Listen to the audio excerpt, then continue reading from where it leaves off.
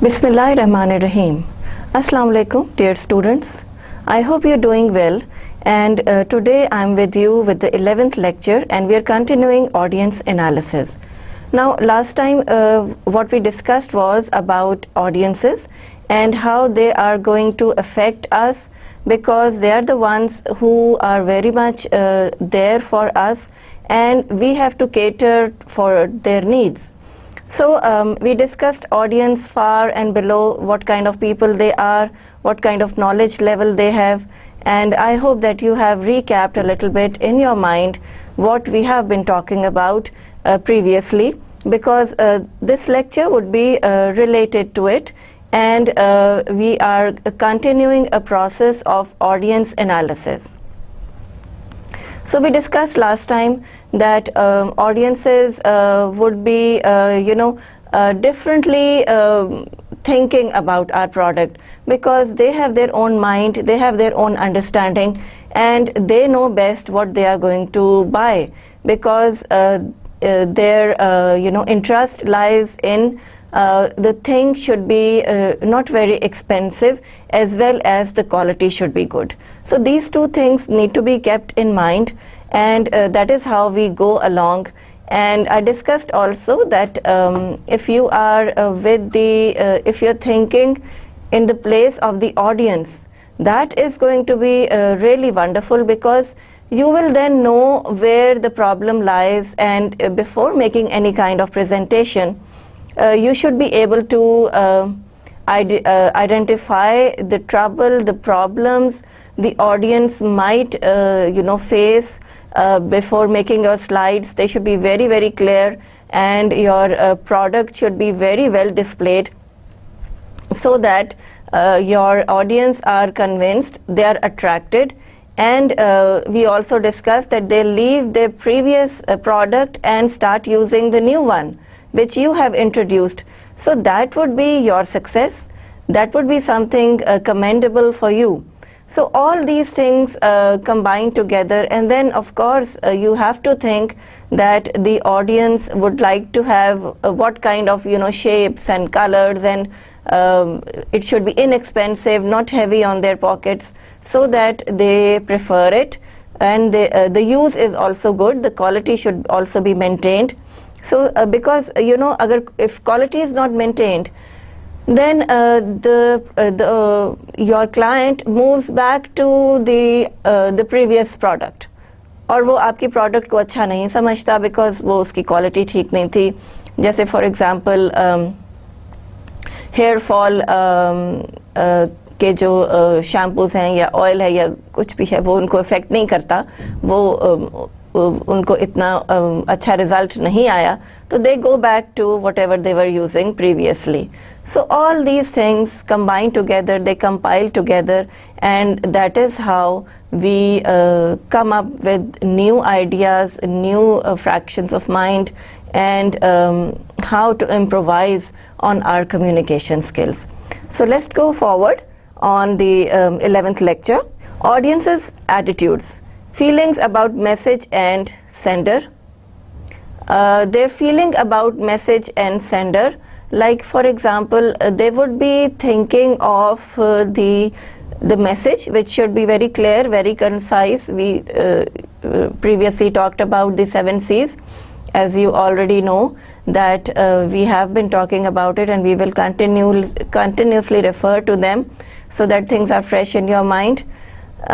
So message should be very clear, very concise, बहुत अच्छा, बहुत attractive, बड़ा informative उसको बनाने की कोशिश करें, so that whenever the audience is reading it or watching it on the television, तो वो अच्छी तरह से convince हो सकें, और उनकी feelings अच्छी develop हों. Color है तो अच्छा होना चाहिए, बहुत sharp या बहुत outstanding colors जो हैं वो शायद कुछ majority को पसंद नहीं आते, कुछ लोगों को पसंद आते हैं. So go for the attractiveness of the majority.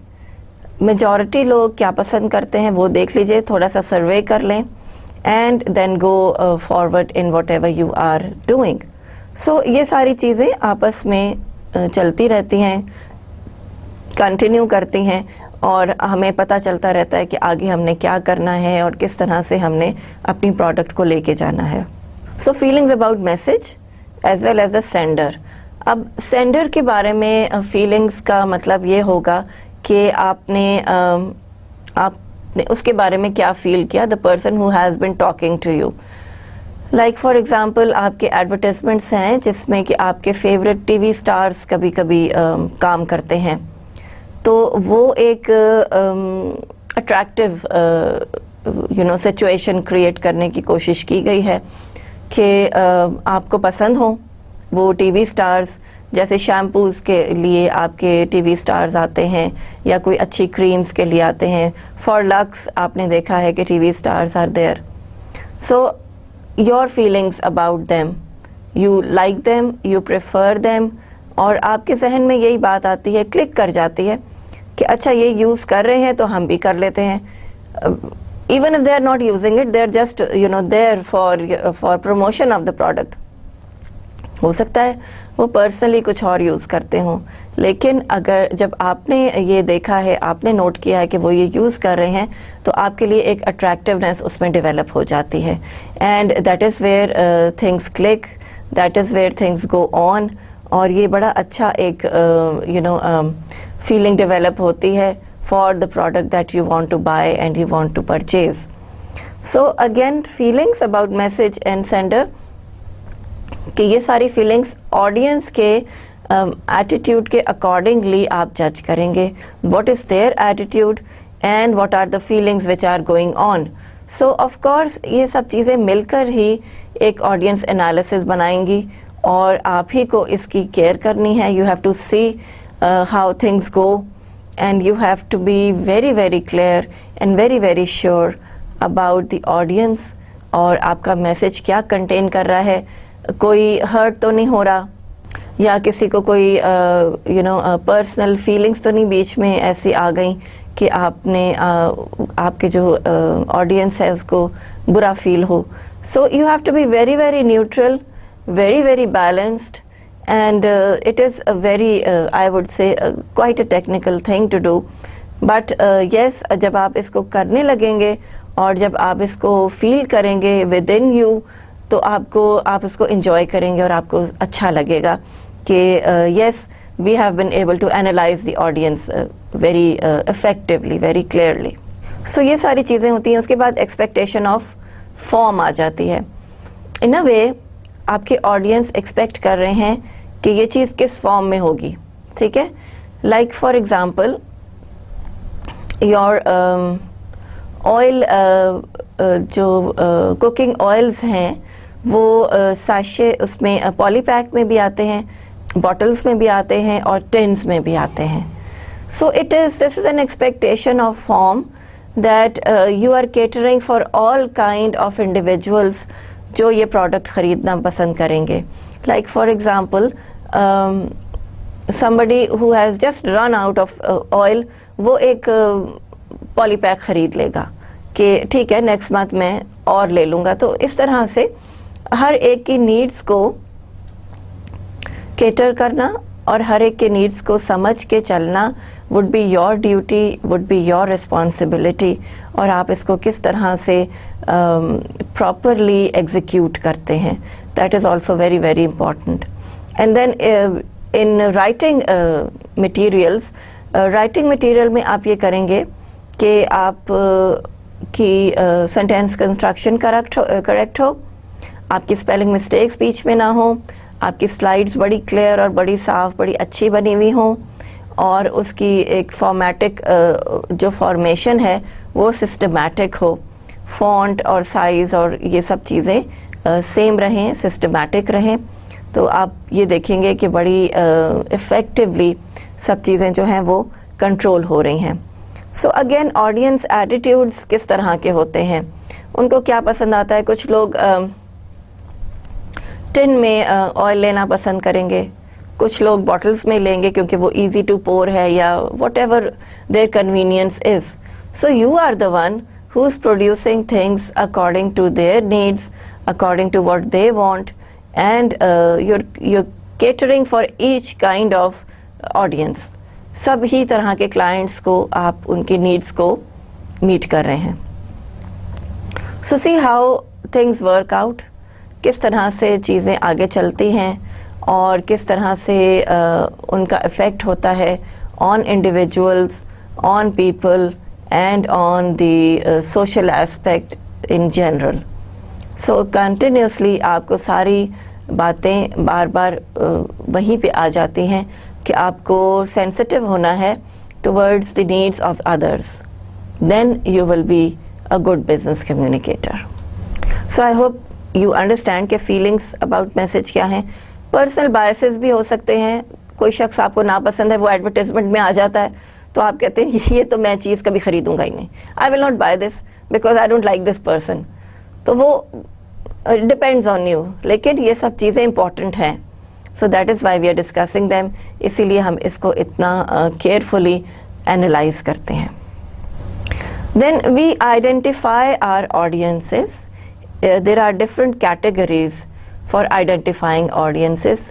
जब तक हम इनको आइडेंटिफाई नहीं करते उस वक्त तक we do not actually we do not understand कि कहाँ पे हमारा ऑडियंस खड़ा है, where the audience is located, where the audience is standing and what kind of knowledge, feelings, emotions he has. तो ये सारी तीनों चीज़ें साथ लेके चलनी हैं। फर्स्ट आपका ऑडियंस है the initial audience.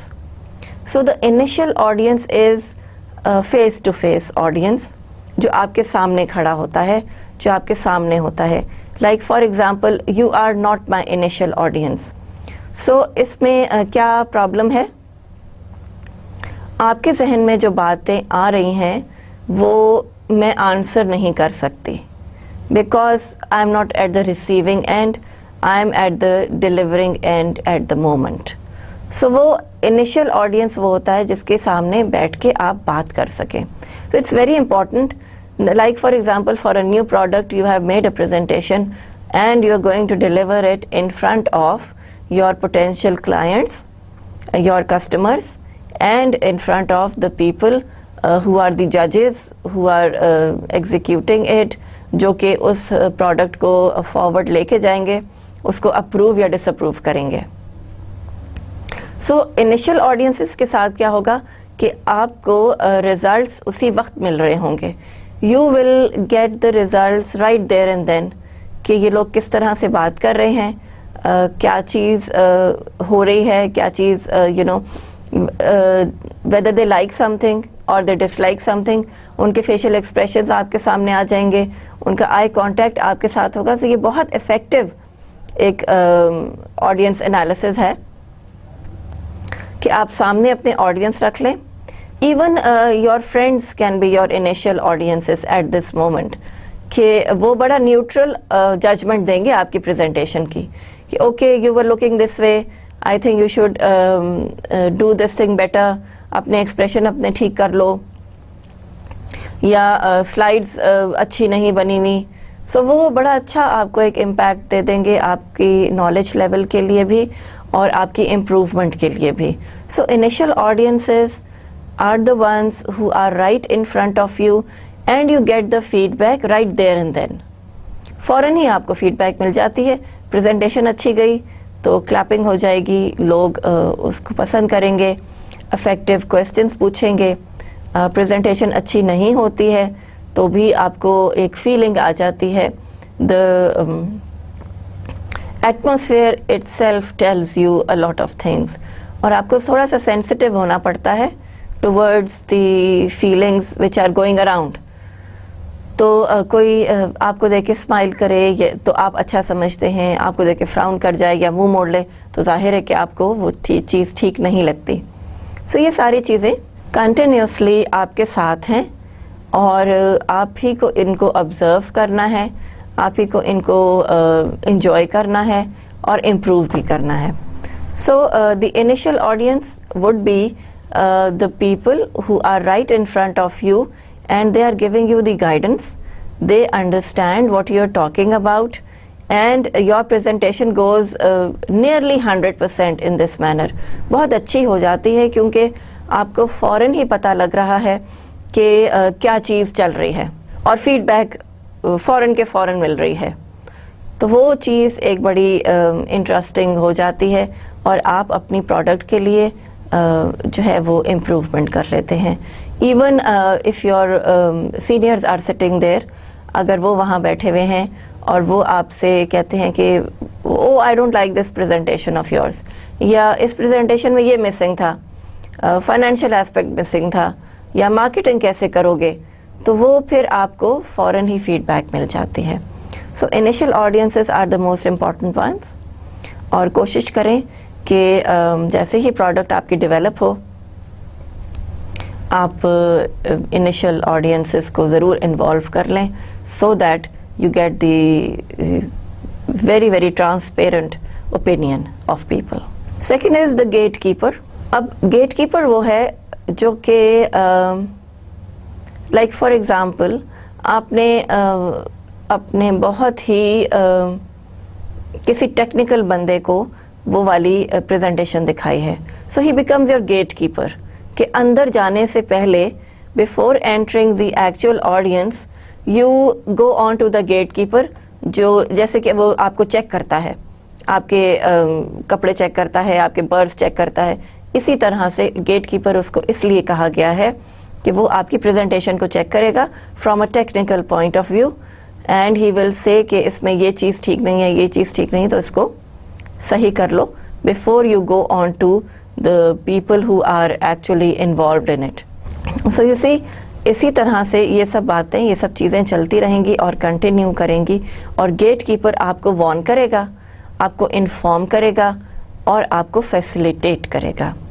So these 3 things are important. He will give you the information कि प्रेजेंटेशन अच्छी है, he will give you the warning कि इसको ठीक कर लो अगर सही नहीं है, और वो आपको फैसिलिटेट करता है in every aspect. So gatekeeper is also an important audience who will tell you, and please take criticism positively, और मैं ये भी कहूँगी कि criticism करने वाले जो हैं वो भी positive रहें, because then things go well, फिर ही चीज़ें अच्छी चलती हैं। अदरवाइज़ तो इस तरह से बड़ी प्रॉब्लम और बड़ी गड़बड़ आ जाती है कि अगर क्रिटिसिज्म बड़ा नेगेटिव हो तो आपको ये फील होगा कि you know your moral would go down, और आप कहेंगे कि ओहो मैंने तो काम ही बिल्कुल ठीक नहीं किया, तो maybe I should give it up. So वो एक feeling of giving up develop हो जाएगी आपके अंदर, आपका एंथुजियाज्म ख़त्म हो जाएगा, कम हो जाएगा। तो वो चीज़ जब आपको इफ़ेक्ट करेगी तो आपकी सारी परफॉर्मेंस ख़राब होगी। सो गेटकीपर एक बड़ा इंटेलिजेंट ऑडियंस है जो कि क्रिटिसाइज़ करता है, लेकिन उसकी भी ये ड्यूटी है कि वो डिमोरलाइज ना करे और क्रिटिसाइज़ करे, लेकिन in a good manner, so that people enjoy it, people like it, and people are appreciative of him कि ठीक है आपने जो बात कही सही है, and we will correct it. So वो सारी चीज़ें पॉजिटिवली हो जाएंगी, इसमें किसी का भी कोई हार्म नहीं है। In fact you earn a lot of goodwill, you earn a lot of happiness around you, और ये चीज़ बिज़नेस कम्युनिकेशन के लिए बहुत इम्पॉर्टेंट है। अगर आप किसी को टेंशन देते हैं, किसी को प्रॉब्लम में रखते हैं, तो वो काम तो कर देगा, लेकिन वो टेंशन बिल्डअप होती जाएगी। गॉड फॉरबिड उसको कोई फिज़िकल प्रॉब्लम आ सकती है, उसको हार्ट ट्रबल या हाइपरटेंशन, इस तरह की चीज़ें लोगों को क्यों हो जाती हैं बिज़नेस वर्ल्ड में? बिकॉज़ उनके लिए एक प्रॉब्लम क्रिएट कर दी जाती है या उनके लिए टेंशन्स क्रिएट कर दी जाती हैं, and there are some people who are so sensitive that they can not take this tension, तो वो इन टेंशन्स को ले नहीं सकते हैं और उनकी हेल्थ ज़ाहिर है इसमें इफ़ेक्ट होती है और बहुत बड़ा नुकसान भी हो सकता है। एंड एन इंडिविजुअल, एक इंसान हमारे लिए बहुत बहुत प्रेशियस है, बहुत इम्पॉर्टेंट है, और उसकी केयर करना हमारे लिए बहुत ज़रूरी है। सो इसीलिए बिज़नेस कम्युनिकेशन आप पढ़ रहे हैं क्योंकि आपको इंसानों को इंसान की तरह ही लेना है, उनको वैल्यू करना है। उनको क्रिटिसाइज़ भी करें तो ऐसे करें कि वो हर्ट ना हो, इनफैक्ट उसमें से कोई पॉजिटिव बात निकले।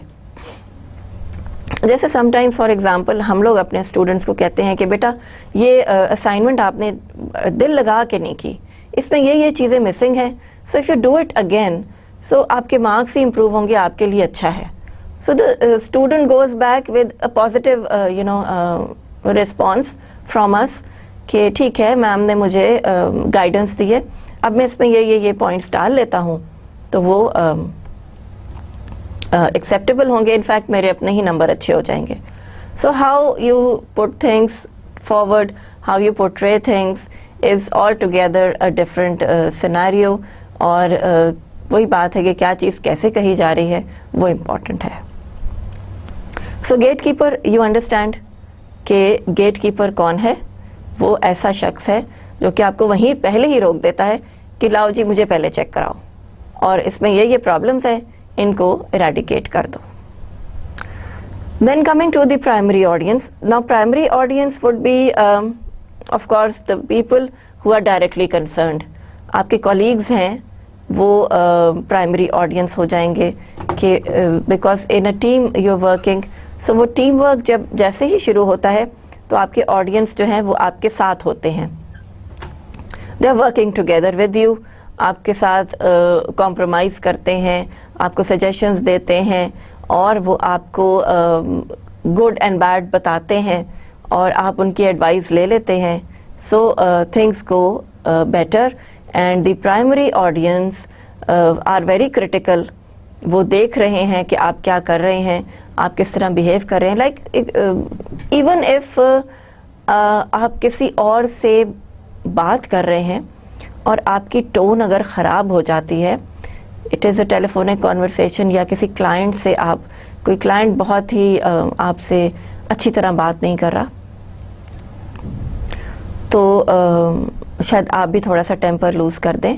सो ये जो प्राइमरी ऑडियंस है ना, जो सुन रहा है, आपके साथ बैठा हुआ आपका कॉलीग आपके साथ वाले केबिन में बैठा है और वो भी काम कर रहा है, आप भी काम कर रहे हैं, तो जब वो चला जाता है तो आपका colleague would come back to you and he might advise you कि आपने अच्छी तरह से बात नहीं की। So don't do that, be very very careful in dealing with your audience, in dealing with your clients, क्योंकि ये लोग फिर ऑफेंड हो जाते हैं और ये आपको आपकी शिकायत करते हैं। ये इस तरह से ये चीज़ें जो हैं वो पॉजिटिव नहीं जाती हैं इन योर रिस्पेक्ट, तो इन चीज़ों का ख्याल रखें। सो अगेन यू सी, जिस तरह से भी बात होती है, जिस तरह से भी आप चीज़ों को केटर करते हैं, वो बड़ा इम्पॉर्टेंट है। Your primary audience should know it's duty कि उन्होंने कहाँ आपको चेक करना है, ये भी बहुत ज़रूरी है। So again receiving end delivering, दोनों एस्पेक्ट इकट्ठे हैं। Please don't get confused in it कि सिर्फ आपका काम बोलना ही नहीं है, बल्कि सुनना भी है। In the business world, in the office environment, even in your social setup, अपने घर में भी आप दूसरों की बात सुनेंगे तो आपको प्रॉब्लम समझ आएगी, तो आपको बात समझ में आएगी। कभी कभी ऐसा होता है जैसे घर में आप किसी अपने सर्वेंट को डांट देते हैं, तो आपके घर वाले ही, कोई आपका भाई या कोई और आपको कहेगा कि भाई तुमने इतनी ज़ोर से उसको क्यों डांटा, इतनी बड़ी गलती तो नहीं थी। So that is the primary audience's duty. ठीक है, so I hope you understand this aspect. Now comes the secondary audience. ये बहुत इजी होगा टू अंडरस्टैंड बिकॉज आप लोग सेकेंडरी ऑडियंस हैं, प्राइमरी नहीं है क्योंकि मेरे सामने नहीं है। सो सेकेंडरी ऑडियंस, जैसे आपके जहन में कोई बात आ रही है या आप कंफ्यूज हो रहे हैं, कोई प्रॉब्लम हो रही है, but what is the trouble that this indication is not being received by me. मैं इस चीज़ को रिसीव नहीं कर रही हूँ और मैं अपने ही स्टांस में बोलती जा रही हूँ विदाउट रियलाइजिंग या विदाउट थिंकिंग कि आप लोग मेरे साथ हैं या नहीं। आप मेरी बात समझ रहे हैं या नहीं। तो इसमें थोड़े से हैंडीकैप्स आ जाते हैं of mutual understanding, mutual cooperation. और मेरे लिए भी ये प्रॉब्लमेटिक है बिकॉज आपके क्वेश्चंस मुझ तक नहीं आ रहे and I am not being interrupted by you. So अगर इस सिनेरियो में इंटरप्शन हो, आप लोग मेरे सामने हो एज प्राइमरी ऑडियंस, तो वो पूरी की पूरी एनवायरनमेंट चेंज हो जाती है और आप सवाल पूछते हैं, आपकी क्वेरीज, आपकी ट्रबल्स वहीं पे एड्रेस हो जाएंगी, ना कि आपको वेट करना पड़े या कॉरेस्पॉन्डेंस डिफरेंट वे में होगी। सो वो और मुझ तक भी फीडबैक बड़ी देर में पहुंचेगी because my secondary audiences have been secondary to me, ठीक है ना। तो आपकी नीड्स मेरे तक नहीं आ रही हैं, आपकी कन्फ्यूजन्स मुझ तक नहीं आ रही हैं और आपकी अंडरस्टैंडिंग भी मुझे पता नहीं चल रही है कि यू लाइक इट और यू डोंट लाइक इट, या आप बोर हो रहे हैं या आपको इन लेक्चर्स में पॉजिटिवली आप पार्टिसिपेट नहीं कर पा रहे किसी भी वजह से, या टीचर अच्छा नहीं है, या जो भी चीज़ है वो मुझ तक नहीं पहुंच रही। मैंने अपने लेक्चर्स कंप्लीट कराने हैं, मैंने तो अपना काम करना है और वो मैं कंटिन्यूसली कर रही हूँ। So you see, secondary audience deal करने में थोड़ी सी ट्रबल है।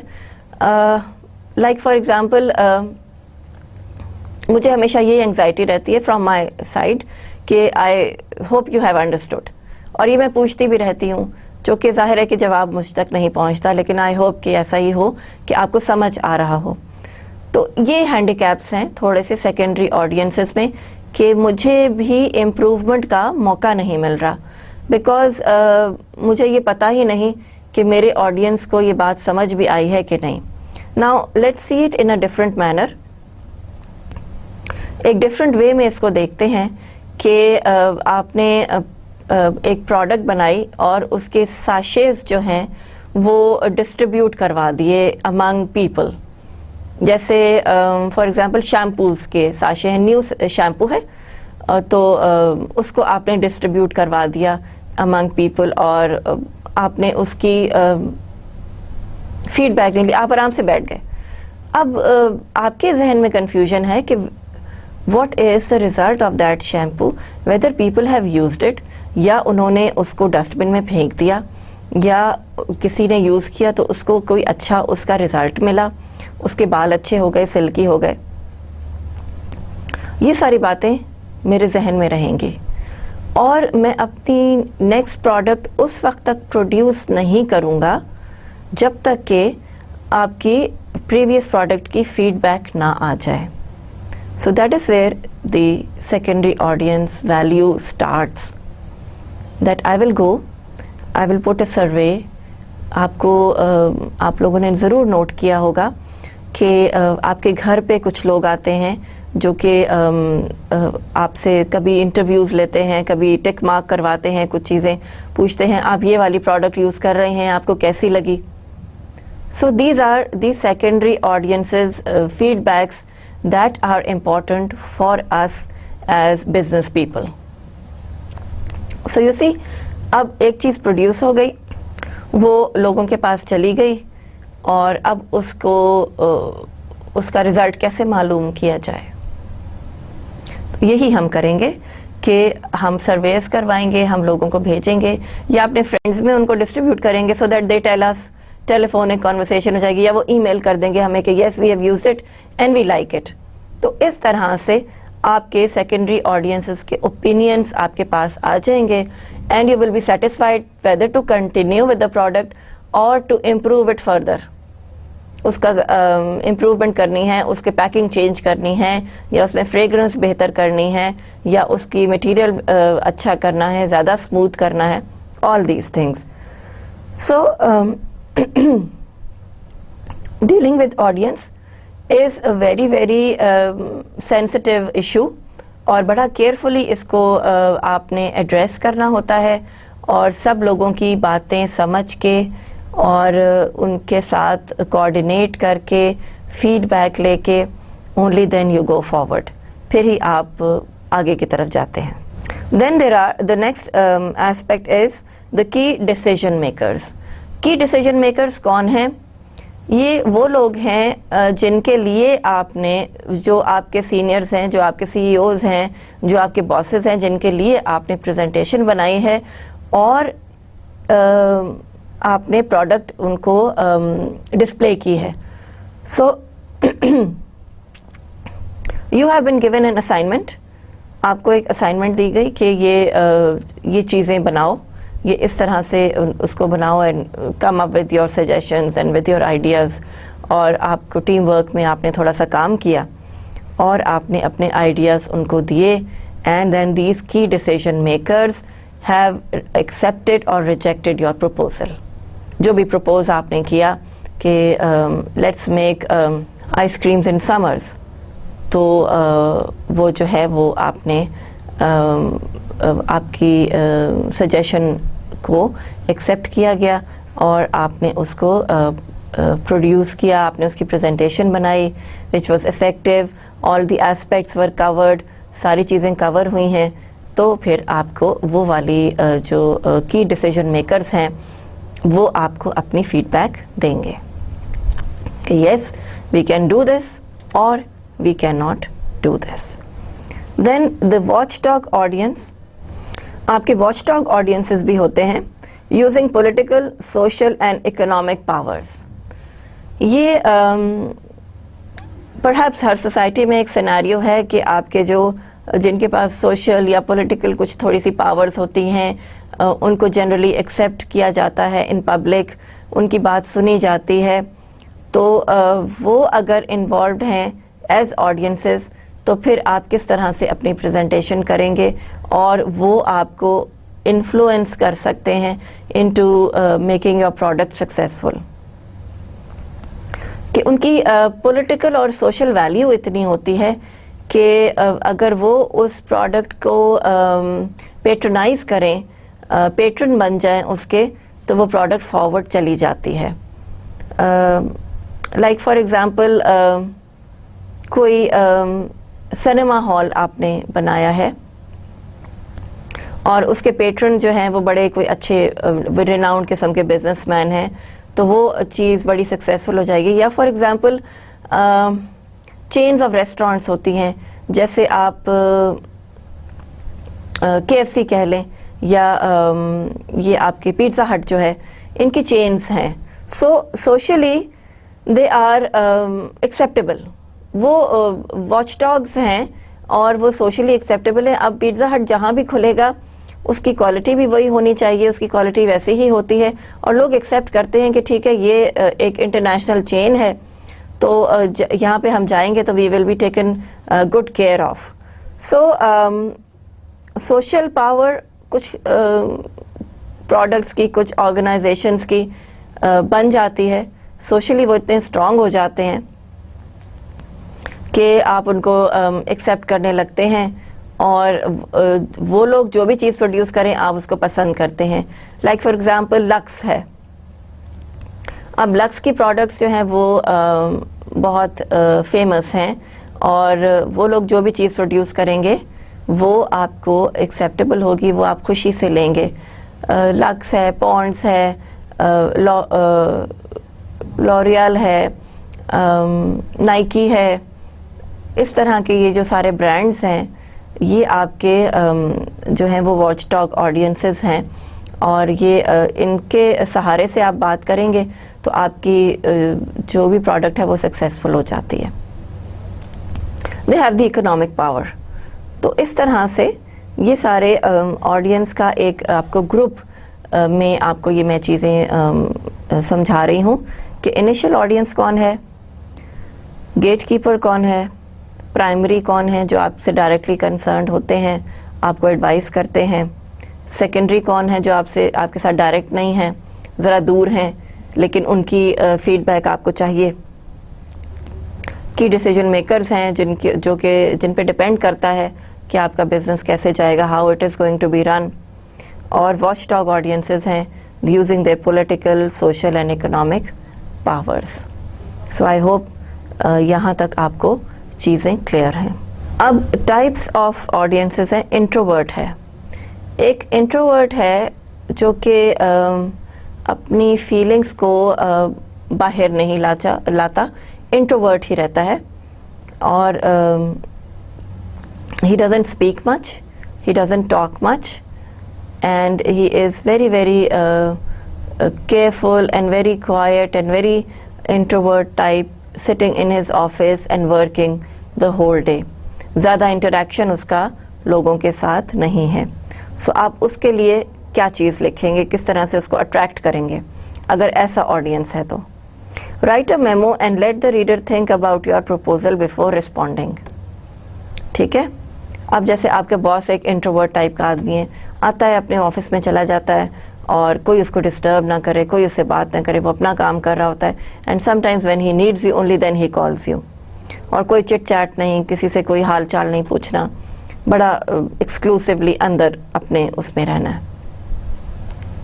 सो आपके जहन में एक चीज़ आती है और आप ज़ाहिर है कि ऑर्गेनाइजेशन में इनिशिएटिव्स लेते हैं, टीम वर्क करते हैं और ये सब चीज़ें आपके सामने होती हैं, तो आप एक मेमो लिखेंगे, मेमोरेंडम लिखेंगे और रीडर को अपना प्रपोज़ल के बारे में बताएंगे before going up to him, यानी कि पर्सनली उसके पास जाने से पहले आप उसको एक मेमो लिखेंगे कि इंटर ऑफिस कम्युनिकेशन है मेमोरेंडम, ठीक है ना? तो मेमो लिखेंगे और आप उससे ये कहेंगे कि ये मेरा प्रपोज़ल है and I would like to talk about it further. So introvert के सामने आप गए नहीं, आपने उसको टाइम दिया so that he is able to think about things. वो सोच लेता है, रिस्पॉन्ड करने से पहले वो अच्छी तरह से अपनी बातों को सोचेगा, समझेगा। Maybe he reads your memo 2-3 times because he wants to get the gist of it, कि उसमें एक्चुअली क्या लिखा हुआ है और आप क्या चाहते हैं। तो इंट्रोवर्ट ऑडियंस को अप्रोच करने से पहले आपको क्या स्ट्रैटेजी बनानी है वो आपके सामने आ रही है अब, कि मेमो लिखें, जॉट डाउन समथिंग और उसको एक थोड़ी छोटी सी शेप देके उसके सामने आप प्रोड्यूस करें और देखेंगे फिर क्या रिस्पॉन्स आता है। So these things go on and they continue making a communication process. Continuously आपके साथ एक प्रोसेस चल रहा है, आपने इंट्रोवर्ट के साथ कैसे डील करना है और उसके लिए आपने किस तरह की कंडीशंस डिस्प्ले करनी है, वो आपके पास एक सजेशन आ जाती है। These are all suggestions.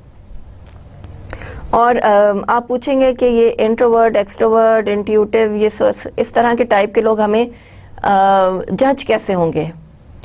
Well, it is very very easy, उसमें कोई मसला नहीं है। आप उसको when you join an organisation within a month आपको लोगों के एटीट्यूड्स के बारे में पता लग जाएगा।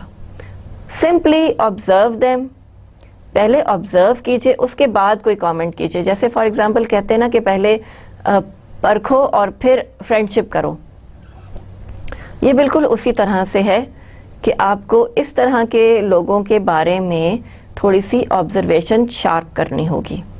और अच्छा बिजनेस कम्युनिकेटर फिर से मैं कहूँगी वही है जो कि अपनी चीज़ों को, अपने इर्द गिर्द के लोगों को और चीज़ों को अच्छी तरह से ऑब्ज़र्व करता है। सो ऑब्जर्वेशन आपकी बहुत अच्छी होनी चाहिए, बड़ी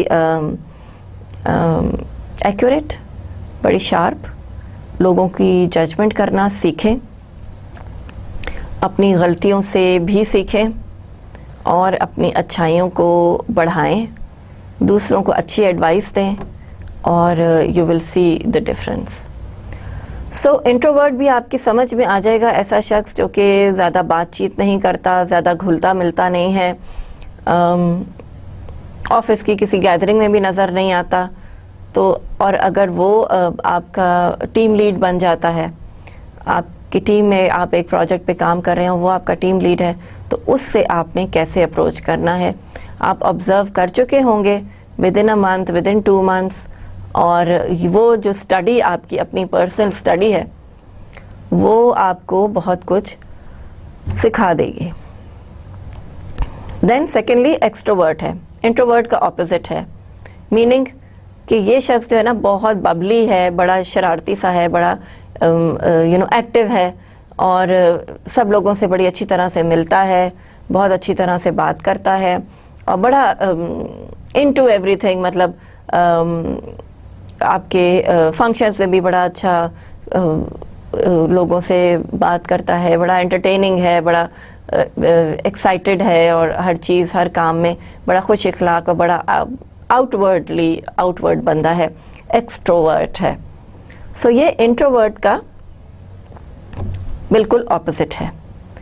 अब इस तरह की जो सारी चीज़ें आपके सामने आती हैं वो आप देखें कि कैसे अफेक्ट कर रही हैं। एक्सट्रोवर्ट के साथ आप क्या करेंगे, इंट्रोवर्ट के साथ आप उसको थोड़ा सा इंडिकेटर पहले देंगे मेमो की शक्ल में, ठीक है। इंट्रोवर्ट के साथ आप ये करेंगे। एक्सट्रोवर्ट के साथ क्या होगा, try out your idea orally in an informal setting. इसमें आपने मेमो बिल्कुल भी नहीं लिखना, उसको इनिशियल जो है वो इन्फॉर्मेशन इस तरह से रिटन फॉर्म में बिल्कुल भी नहीं पहुंचानी। आपने क्या करना है, एक्सट्रोवर्ट को फ्रेंडली वे में उससे बात करनी है कि look I have this idea in mind, what do you say about it. Informal सी मीटिंग है, लंच के ऊपर, आप ऑफिस में लंच कर रहे हैं और आप बैठे हुए हैं और इनफॉर्मल सी सेटिंग है, तो आप कहेंगे कि see my idea is that we could do these things, और बड़ा अच्छा हो जाएगा, लेट्स वर्क ऑन इट, और देखते हैं कि हम कैसे फॉरवर्ड जाते हैं। तो ये एक एक्सट्रोवर्ट के साथ आपकी अप्रोच होगी। सो इंट्रोवर्ट से बिल्कुल डिफरेंट एक्सट्रोवर्ट हो जाएगा। इंट्रोवर्ट को आपने थोड़ा सा ट्रिगर दिया, थोड़ा सा ट्रेलर दिखाया कि ये करना चाहता हूँ मैं, ठीक है।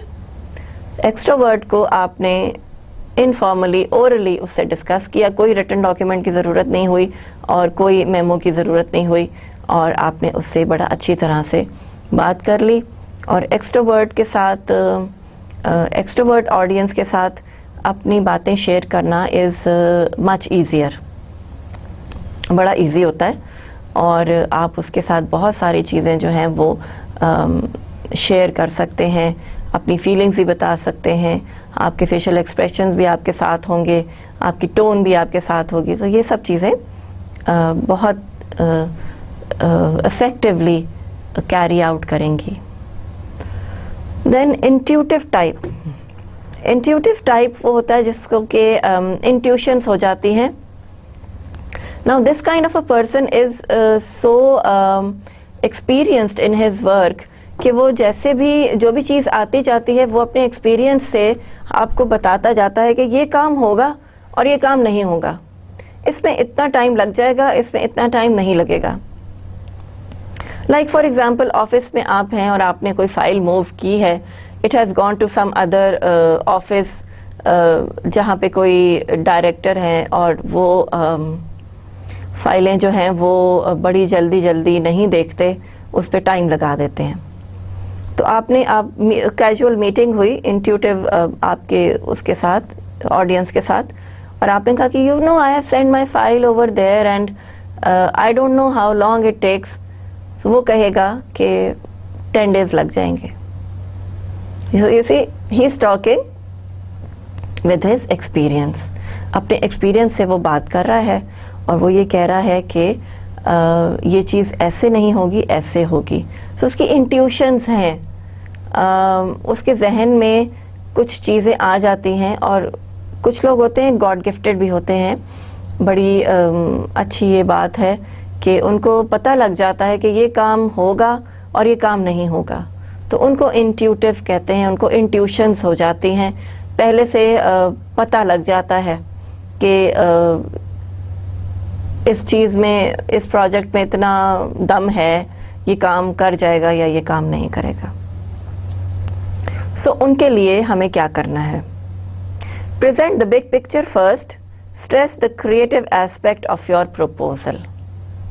सो इंट्यूटिव को बड़ी पिक्चर पहले दिखाएं कि you know we can do these things and we will be very very successful, और बड़ा ये इंटरेस्टिंग सी एक चीज़ हो जाएगी। और यू कैन इमेजिन कि इस जगह पे ये वाला रेस्टोरेंट खोलना, I think it is ideal और बड़ा फीजिबल होगा। Show him the big picture and stress the creative aspect of your proposal, कि आपने क्रिएटिविटी की है, इसमें क्या चीज़ नई है, क्योंकि वो अपनी इंट्यूशन से कह देगा कि इसमें तो कोई चीज़ इंटरेस्टिंग मुझे नहीं लग रही और ये वेस्ट ऑफ टाइम हो जाएगा, and let's not do this project. He will close it and he will put it aside. So ये जो आपका इंट्यूटिव टाइप का ऑडियंस है, इसको आप किस तरह से डील करेंगे, कैसे कन्विंस करेंगे? पहले उसे बिगर पिक्चर दिखाइए और उसके बाद अपनी प्रेजेंटेशन की जो क्रिएटिविटी है उसको स्टैब्लिश कीजिए। So that is going to be very very helpful to you, और वो आपका प्रपोज़ल को बड़ा अच्छा एक्सेप्ट करेगा, क्योंकि उसके पास एक बहुत अच्छी पिक्चर आ रही होगी जो कि उसकी इंट्यूशन कहेगी कि ये चीज़ हमारे लिए, हमारी ऑर्गेनाइजेशन के लिए फीजिबल है, और उसमें क्रिएटिविटी भी है। जैसे फॉर एग्जांपल रेस्टोरेंट में आपने स्क्रीन भी लगा दी फॉर द सिनेमा, फिर उसके साथ आपने छोटी सी मज़ेदार सी टक शॉप भी खोल दी जिसमें बड़े अच्छे आइटम्स हैं, डिलीशियस आइटम्स हैं। सो all these things will be your creativity. तो वो रेस्टोरेंट बड़ा अच्छा काम करेगा और वो आपके जो इंट्यूटिव टाइप का ऑडियंस है उसको अपील करेगा। सो अगेन देखें कि इंट्रोवर्ट से कैसे डील किया गया है, एक्सट्रोवर्ट से कैसे डील किया गया है, और इंट्यूटिव टाइप से कैसे डील किया गया है। ये सब एस्पेक्ट्स हमारे सामने हैं और हमें इनको इकट्ठा लेके चलना है, and then we can see कि किस तरह से हमारे चीज़ों में, हमारी बिजनेस में चेंजेस आती हैं। So I hope things are clear up to here. Let's go forward. फिर आ जाता है थिंकिंग टाइप। ये शख्स बहुत ज़्यादा सोचता है और चीज़ों को लेके बैठ जाता है, अपना थिंकिंग प्रोसेस जारी रखता है, टाइम लगाता है और इफ्स एंड बट्स में ज़रा थोड़ा सा फंसा रहता है। अगर ये ऐसे होगा तो क्या हो जाएगा, अगर मैं ये यूं कर लूं तो क्या होगा। तो वो थिंकिंग टाइप है, बहुत सोचने के बाद कोई डिसीजन लेता है। इसके लिए आपने क्या करना है, इस तरह के ऑडियंस के लिए use logic not emotions to persuade, show that your proposal is fair even if some people may be hurt by it। तो thinking type को जब आप लिख रहे हों या बात कर रहे हों, प्लीज़ रिमेंबर कि मैं दोनों एस्पेक्ट से बात कर रही हूँ, written documentation also and spoken as well, तो वो साथ साथ हम लेके चलेंगे। Use logic not emotions. Emotions की कोई गुंजाइश नहीं है, लॉजिक इस्तेमाल करें कि जी ये चीज़ है, ये ऐसे है और ये इस तरह से होगी तो अच्छा हो जाएगा। And persuade him in your proposal in a fair manner, कि आपका जो प्रपोजल है वो बड़ा फेयर है, कोई हर्ट नहीं हो रहा, इसमें कोई मसला नहीं हो रहा, कोई प्रॉब्लम नहीं हो रही है, तो बड़ा इजीली ये आपको फॉरवर्ड जा सकता है। Even if some people may be hurt by it. जैसे फॉर एग्जाम्पल एनुअल इंक्रीमेंट्स हैं, ठीक है। अब ये बड़ा सेंसिटिव इशू होता है कि आप ज़रूर एक्सपेक्ट करते हैं कि आपकी ऑर्गेनाइजेशन आपको एनुअल इंक्रीमेंट्स देगी, because you have work the whole year and you want your pay to be increased, to be improved. आप चाहते हैं कि कुछ थोड़ी बहुत इम्प्रोवाइजेशंस हो जाएं, तो वो एक आपकी एक्सपेक्टेशन होती है कि आपकी पे इंक्रीज होगी, इंक्रीमेंट मिलेगा। But the organisation has not been going so well, ठीक है, उसमें कुछ प्रॉब्लम्स आई हैं। आप ये प्रपोज करते हैं, मीटिंग है, आप ये प्रपोज करते हैं कि इस दफ़ा उतना इंक्रीमेंट ना दिया जाए जितना लास्ट टाइम हमने दिया था, थोड़ा सा कम दें ज़रूर, बट थोड़ा सा कम दें। People may be hurt, but it will be good for the organization, ठीक है। I hope you understand कि thinking type के साथ किस तरह डील किया जाएगा। ऑर्गेनाइजेशंस को वर्क करने के लिए जो आपके एग्जीक्यूटिव्स हैं उनको फेयर उनके साथ सलूक और at the end of the day उनका रिम्यूनरेशन शुड बी गुड। ठीक है ना, ये बात तो आपकी समझ में आ गई। लेकिन यहाँ मसला क्या है कि organisation is not doing that well and this thinking type of the audience is very confused, very upset, क्योंकि वो बहुत सारी चीज़ें सोच रहा है और उसके जहन में बहुत सारी चीज़ें आ रही हैं और उसको समझ नहीं आ रहा कि वो इस सिचुएशन को कैसे डील करे। So what he does is he asks you, और आपको पता है कि he is a very sensitive person, he thinks of a lot of ifs and buts, कि लोग छोड़ के चले जाएंगे या अच्छे लोग जो हैं वो कहीं और जॉब ले लेंगे। ये सारी चीज़ें उसके जहन में आ रही हैं। आप प्रपोज़ करते हैं, जो कि लॉजिकल है, कि इंक्रीमेंट्स दें लेकिन इतने हैवी ना हो, lighter, give them lighter increments, talk to them about it, give them a logical explanation, और कोई भी इसमें अगर हर्ट हो रहा है लेकिन इसमें जो है ऑल टुगेदर पूरी ऑर्गेनाइजेशन का ही बेनिफिट है, और ये बात नहीं है कि किसी को बहुत ज़्यादा मिल गया और किसी को कम मिला, इक्वली सब में डिस्ट्रीब्यूशन वो हो गई। So it is going to be very very fair. So ये फेयरनेस जब आपके डिस्कशन में, पॉइंट ऑफ अप्रोच में आती है, तो फिर आप ये समझते हैं कि yes, my business communication has gone well because you have been fair. आपका जहन सेटिस्फाइड होता है, आपका कॉन्शियंस आपको प्रिक नहीं कर रहा होता है, और सब चीज़ें स्मूथली चलती हैं। People will be convinced, people will say okay fine, yes we know कि कंपनी के, ऑर्गेनाइजेशन के क्या हालात थे, we will work much better this time, हम ज़्यादा अच्छा काम करेंगे, ज़्यादा अपने एफर्ट्स पुट इन करेंगे, and things will go forward and things are going to be much better next year. So ये चीज़ें इस तरह से आपको लॉजिकली आप वो एड्रेस कर सकते हैं इफ़ द ऑडियंस, आपका जो सीनियर है वो थिंकिंग टाइप का ऑडियंस है।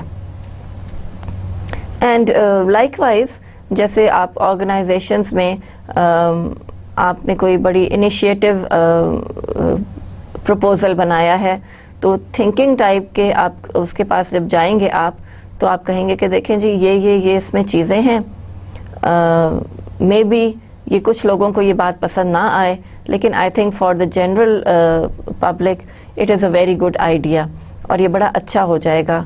और जैसे फॉर एग्ज़ाम्पल आपकी ऑर्गेनाइजेशन है, वो ऐसी जगह पे लोकेटेड है जहाँ पे कार पार्किंग नहीं है, और आपको साथ में एक लैंड है जिसमें कि जहाँ पे कोई आपने एक छोटी सी टक शॉप ऐसी खुली हुई है, लेकिन वो लैंड आपने लेना है और आपने वहाँ पे कार पार्किंग बनवानी है। सो आपको एक प्रपोज़ल प्रिपेयर करने के लिए दिया जा रहा है कि कार पार्किंग होनी चाहिए, ऑफ कोर्स हर ऑर्गेनाइजेशन के लिए होती है। सो जो लैंड वेकेंट है, वहाँ पे एक शख्स है जो कि अपनी छोटी सी टक शॉप चला रहा है। नाउ ही में बी हर्ट कि आप वो जगह ले लेंगे, ऑक्यूपाई कर लेंगे, but if you facilitate him also, कहीं अपनी ऑर्गेनाइजेशन में उसको फैसिलिटेट कर लें, उसको एक टक शॉप बनवा दें, और वो लैंड जो है वो आप लेकर तो वो उसके ऊपर पार्किंग करें, so things are going to be in a real good positive direction. सारी चीज़ें ही पॉजिटिवली हैंडल हो जाएंगी, पॉजिटिवली एड्रेस हो जाएंगी। So see how effective this thing is going to be, कि आप किसी को हर्ट किए बगैर और अपना लॉजिकली अपने प्रॉब्लम को रिजॉल्व भी कर लेंगे। सो थिंकिंग टाइप के लिए इस तरह के प्रपोजल्स देना जो कि लॉजिकल हों बड़ा ज़रूरी है। Next comes the feeling type. Show that your proposal meets the emotional needs of people as well as the dollar and cent needs of the organization. ठीक, सो फीलिंग टाइप का अगर आपका ऑडियंस है, तो उसके लिए आप ऐसा प्रपोजल बनाएंगे जो लोगों के इमोशंस को केटर करता हो। How, like for example you can have the people who can calculate the annual increments in such a manner कि सब लोगों को इक्वलाइज्ड तरीके से इंक्रीमेंट मिले, या फिर इस तरह की चीज़ें इंट्रोड्यूस हों ऑर्गेनाइजेशन में, जैसे कि medical facilities for your children and spouses, या educational fee for your children, थोड़ा सा उसको फैसिलिटेट करना। सो इमोशनल नीड्स जिनकी ऑर्गेनाइजेशन में एड्रेस हो जाती हैं, वो लोग उस ऑर्गेनाइजेशन को अपने लिए सूटेबल समझते हैं। जैसे पहले आपको इनिशियल लेक्चर्स में आपको याद होगा कि हमने डिस्कस किया था कि there were 5 points people wanted to have in an organisation if they join it. तो वो क्या थे? उनमें से एक पॉइंट ये भी था कि आपने उनके इमोशनल नीड्स को किस तरह से फुलफ़िल किया, किस तरह उनको सेटिस्फैक्शन दी, और उनकी साइकोलॉजिकल और इमोशनल नीड्स कैसे एड्रेस हुई। तो इसमें ऑर्गेनाइजेशन का नुकसान नहीं है, बिकॉज उसकी डॉलर एंड सेंट नीड जो है वो फुलफ़िल हो रही है, और इसी तरह से आपकी ऑर्गेनाइजेशन सक्सेसफुल होगी और पॉपुलर भी होगी, because you are addressing the emotional needs of the people also. तो ये छोटी छोटी चीज़ें सजेस्ट करना, जैसे मेडिकल फैसिलिटी या स्मॉल सेमिनार्स या ट्रिप्स या वर्कशॉप्स अटेंड करने के लिए लोगों को भेजना, ये सब चीज़ें जो हैं वो बड़ी पॉजिटिवली एड्रेस होती हैं। फैमिली के लिए आपके जो मेडिकल कवरेज है, या बच्चों के लिए एजुकेशन की कवरेज, तो ये चीज़ें बहुत पॉजिटिवली ली जाती हैं। And before joining an organization लोग ये चीज़ें पूछते हैं, सोचते हैं, समझते हैं, and if it suits them then they join the organization. तो कहाँ पे उनका फ़ायदा है, ज़ाहिर है ये भी वो लोग ज़रूर देखेंगे। Then we come to perceiving type. अब परसीविंग टाइप क्या है? परसीविंग टाइप वो है जिसने के परसीव कर लिया कि ये तो ऐसे तो होगा ही नहीं, नेगेटिव थिंकिंग उसके जहन में आ गई। तो वो उस तरह के ऑडियंस के साथ आप कैसे डील करेंगे? Show that you have considered all the alternatives, ask for a decision by a specific date. ठीक है, इसको तो आप डेट बता दें कि जी आप मेरा प्रपोजल एक्सेप्ट होगा या रिजेक्ट होगा, please let me know by this time. So वो परसीव करने में ज़्यादा देर नहीं लगाएगा, एंड लिंगर ऑन नहीं करेंगी चीज़ें, and they will come into shape very very quickly. And consider all the alternatives. अगर ऐसा हो गया तो क्या होगा? अगर ये आपका जो बुटीक है वो इस जगह पे सक्सेसफुल नहीं हुआ, तो हम कोई और सी जगह ले लेंगे जहां वो ज़्यादा सक्सेसफुल हो सके। We will discover the market first. We will discover कि लोगों को क्या चीज़ ज़्यादा चाहिए। तो ये सब चीज़ें आप पहले से ही कंसिडर कर लेंगे परसीविंग टाइप के लिए। तो जब वो परसीव करने बैठेगा तो उसके पास आंसर्स मौजूद होंगे। He will know what you are talking about and how things are going, and how he will think that you have looked into everything. आपने सब चीज़ों को देख लिया है, तो इसलिए कोई प्रॉब्लम, कोई ट्रबल नहीं आनी चाहिए। सो ये सारी चीज़ें जो हैं वो भी आपको बड़ा केयरफुली आप हैंडल करेंगे उनको। And ask for a decision by a specific date. Specific date पे डिसीजन को मांगे। ठीक है, फिर आ जाता है जजिंग टाइप। जजिंग टाइप के लिए बस यही है कि प्रेजेंट योर रिक्वेस्ट क्विकली, जल्दी से भेज दें उसको, बड़ी देर ना करें, बड़ी सोचे ना उसके अंदर, और उसको क्विकली फॉरवर्ड कर दें। और आप because so that he takes something into account and he जजेस it right there and then. ठीक है, तो ये चीज़ भी बड़ी इम्पॉर्टेंट हो जाती है कि आपने उसको प्रेजेंट कर दिया और बड़ी क्विकली आपने उसको ये सारी चीज़ें प्रेजेंट की। So we have been discussing the thinking type, the feeling type, perceiving type and judging type. इन सब चीज़ों को बहुत जहन में रखें कि किस तरह के लोग हमें, वी कम अक्रॉस देम, और हर इंसान अपने अंदर एक इंडिविजुअल होता है, उसकी पर्सनालिटी होती है, उसकी परसेप्शंस होती हैं, उसके आइडियाज़ होते हैं। वो इंट्रोवर्ट होता है अपने अंदर गुमसुम, एक्सट्रोवर्ट होता है बड़ा लाउड, बड़ा एक्टिव सा, सबसे बात करने वाला, सोचने वाला, इंट्यूटिव टाइप होता है, थिंकिंग टाइप होता है। एक होता है जो फीलिंग बहुत ज़्यादा उसके अंदर मैटर करती हैं। तो इन सब लोगों को आप डिफरेंटली डील करेंगे। यहाँ पे आपके लिए ये सोचना ज़रूरी है कि business communication study of human psyche है और हम इंसानों से ही डील कर रहे होते हैं। They are thinking in different manners, they have their emotionals ups and downs. तो उनको किस तरह से लेके चलना है और किस तरह कोई हर्ट ना हो, किसी को कोई ट्रबल ना आए और काम सक्सेसफुल हो जाए, तो that will be our merit, something that we have done well, we have done nicely in our organization, in our surroundings, in our social setup, in our family setup and everywhere with our clients also. तो ये सारी चीज़ें बहुत ज़्यादा matter करती हैं अगर आप ह्यूमन बीइंग्स की थोड़ी सी स्टडी कर लें, और this will help you in developing your business communication aspect.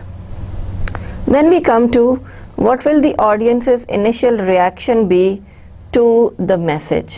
Now again you are thinking in the shoes, wearing the shoes of your audience. अब थोड़ी देर के लिए उनकी जो ऑडियंस है उनकी जगह पे आप चले जाएं, स्विच योर रोल्स. ठीक है, उसको स्विच कर लें ताकि आपको अच्छी तरह से समझ आए कि मैसेज टेकिंग में ऑडियंस क्या चाहते हैं, what do they want. So what will be their initial reaction when a certain message is conveyed to them? In a subject line, show that this message is important. ठीक है, अब यहाँ पे मैं आपको एग्जांपल दूंगी. लेटर्स में तो सब्जेक्ट लाइन्स ऑफ कोर्स होती हैं और बड़ी इंपॉर्टेंट होती हैं because the subject line basically tells what the letter is about in one line. So precis writing भी बड़ी इंपॉर्टेंट एक की है टू बिजनेस कम्युनिकेशन, कि प्रिसाइज हों आप और आपकी सब्जेक्ट लाइन आपके पूरे लेटर के बारे में बता दे. इनकी भी हम आगे प्रैक्टिस करेंगे कि सब्जेक्ट लाइंस इफ़ेक्टिव कैसे बनानी है. सो जैसे फॉर एग्जांपल ईमेल्स में आपका सब्जेक्ट होता है, तो वो subject will tell whether you are going to open this email और नॉट. तो वो इम्पॉर्टेंट है, उसकी केयर करें, उसको ज़रूर देखें और ये समझ जाएं कि कितना इफ़ेक्टिव ये चीज़ है. ठीक है, तो सब्जेक्ट लाइन बहुत इंपॉर्टेंट एक एस्पेक्ट होता है. Then make the action as easy as possible. Action को ईजी बनाएं और ये चीज़ें भी हम अपने लेटर्स में डिस्कस करेंगे कि जैसे अप्रोच ईजी बनाई जाती है कि वेबसाइट दी हुई है, अब उसको क्लिक करना है तो हर चीज़ आपके सामने आ जाए. So actions should be made very very easy and उसको बिल्कुल आप स्मूथ रखें कि जी ये प्रोडक्ट आपको यहाँ से मिल जाएगी एंड मेक श्योर कि वो प्रोडक्ट वहाँ अवेलेबल हो.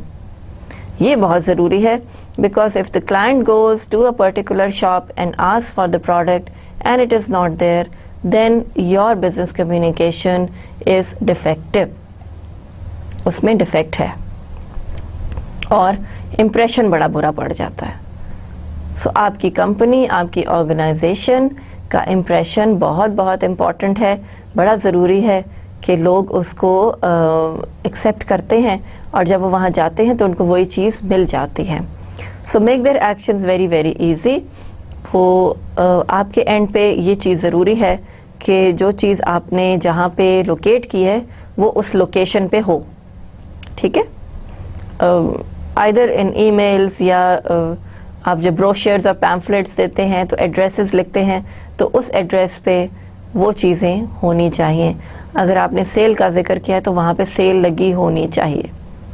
That is very very important. Then suggest realistic deadline. एक रियलिस्टिक डेडलाइन होती है. एक आप कहते हैं कि ये जो प्रोजेक्ट है ना ये 5 साल में कंप्लीट हो जाएगा। वो 5 साल कितना हैवी प्रोजेक्ट है और 5 इयर्स आपने उसको दिए हैं, तो वो रियलिस्टिक डेडलाइन होगी कि yes within these years we are going to take these steps, और इस तरह से ये प्रोजेक्ट 5 इयर्स में अपनी कंप्लीशन पे पहुंचेगा। सो अगर उसी को हम 10 इयर्स का दे देंगे तो वो अनरियलिस्टिक सा हो जाएगा कि 10 years is a very long time, और कौन कहाँ हो या किस तरह से क्या चीज़ें हो रही हों, times will change, governments will change, funds will change, तो 10 ईयर की एक आपको डेडलाइन देना अनरियलिस्टिक सा हो जाता है। So be realistic, give suggestions for realistic deadline कि ये काम इतने दिनों में कंप्लीट होगा, एंड वी रियली थिंक कि ये इस तरह से हो जाएगा। और ऐसी भी चीज़ बात ना कहें जो कि बिल्कुल ही अनहोनी हो कि जी 5 इयर्स का जो आपका प्रोजेक्ट है वो हम 2 साल में ख़त्म करेंगे, तो ये पॉसिबल नहीं है। सो रियलिस्टिकली चीज़ों को डील करें, उससे आपकी क्रेडिबिलिटी इस्टेब्लिश होगी that yes this person what ever he is saying out of experience, out of logic, out of sound thinking, तो ये सब चीज़ें आपके भी बेनिफिट में जाएंगी। Then keep the message short and to the point।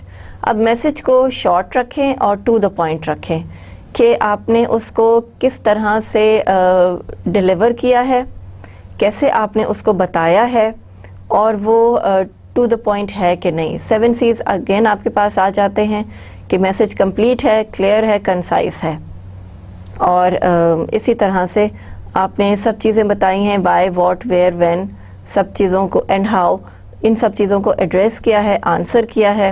Your message is complete, you are satisfied about it, और उसके ऊपर आप अपना होपफुली आपको जो है वो फीडबैक भी अच्छा आ जाएगा। शॉर्ट होना चाहिए, रेपिटेशंस ना हो, बार बार चीज़ों का पिछली चीज़ों का जिक्र ना आए। एक दफ़ा आपको किसी चीज़ का रेफरेंस देना it would be more than enough, और सारे बार बार इस तरह से repetitions would not be good, और वो एक्सेप्टेबल नहीं होंगे, अच्छे नहीं लगेंगे, और वो टू द पॉइंट भी चीज़ नहीं रहेगी, वो कहीं से कहीं पहुंच जाएगी, लंबी होती चली जाएगी। And long letters and long list of things always makes trouble, problem, उनमें से बहुत सारी चीज़ें रह जाती हैं। सो टेक केयर कि आपकी सब्जेक्ट लाइन अच्छी हो, आपके एक्शंस जो हैं वो पॉसिबल हों और डिलीवरेबल हों, ठीक है। रियलिस्टिक डेडलाइंस हों, बहुत कम भी डेडलाइन ना हो, बहुत बड़ी डेडलाइन भी ना हो आपके प्रोजेक्ट के लिए, और मैसेज शॉर्ट और टू द पॉइंट हो। सो इसमें ऑडियंस का रिएक्शन अच्छा होगा, पॉजिटिव आएगा, and believe me you will become a good business communicator. Now another important aspect when you are making your presentations for the organization, किसी project को आप हेड कर रहे हैं या कोई प्रोजेक्ट का टीम मेंबर हैं आप, तो आप क्या करेंगे? How much information does the audience need, you should know that. Audience level आ जाएगा कि आपके बॉसेस हैं, उनको बहुत सारी बातें पता होंगी, इनिशियली ऑलरेडी उनके पास नॉलेज होगी, तो वो डिफरेंटली डील करेंगे। आपके सबऑर्डिनेट्स हैं, उनको बहुत सारी चीज़ों का नहीं पता होगा, तो वो डील करेंगे differently.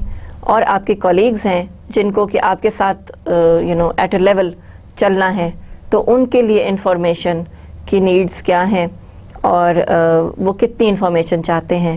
Like for example define terms आपने यूज़ की हैं इन अ प्रोजेक्ट, आपकी रिपोर्ट में टर्म्स हैं, बड़ी टेक्निकल टर्म्स हैं, उनको डिफ़ाइन कीजिए। How you will define them, foot notes डाल देंगे या बिब्लियोग्राफी दे देंगे या टेक्निकल टर्म्स की इंडेक्स दे देंगे एट द एंड। वो अल्फ़ाबेटिकल ऑर्डर में होंगी और उनके वर्ड्स होंगे और उनके साथ उनके मीनिंग्स होंगे। ये भी आप कर सकते हैं। फिर एक्सप्लेन कॉन्सेप्ट्स को एक्सप्लेन करें, थोड़ा सा बताएं कि ये कॉन्सेप्ट जो है ये क्यों लिया गया, कहाँ से लिया गया। Initially we thought about this thing और हमें बड़ा अच्छा लगा, we felt good about it, और ये बिल्डिंग की इस तरह की शेप होगी, बड़ी अच्छी लगेगी। तो कॉन्सेप्ट को एक्सप्लेन करें कि हमने क्यों ये इनिशिएटिव लिया, इस एरिया में अगर हमने एक रेस्टोरेंट या एक बुटीक या कोई चीज़ ऐसी खोलनी है तो उसकी क्या फीजिबिलिटी है, उसकी क्या उसके पीछे क्या कॉन्सेप्ट है, क्या आइडिया है, और and how is it going to go forward. Then use examples use करें कि इस ऑर्गेनाइजेशन ने ये किया तो ऐसा हुआ, तो why not we do this, तो शायद हम भी सक्सेसफुल हो जाएं, या हमारे लिए भी ये इनिशिएटिव लेना जो है वो बहुत फीजिबल हो जाए, बड़ा अच्छा रहे। सो things go in a good direction जब आप एग्जाम्पल के साथ उसको सपोर्ट करते हैं, कोट करते हैं, and then you people get a clearer picture of things. तो वो क्लियर पिक्चर जब आ जाती है तो वो चीज़ें बड़ी इफ़ेक्टिव हो जाती हैं। Then link new information to old one, पुरानी इंफॉर्मेशन के साथ न्यू इन्फॉर्मेशन का लिंकेज, कि पहले ये हुआ था और उसमें ये प्रॉब्लम्स आई, तो we are going to be very careful this time and we will not do these things.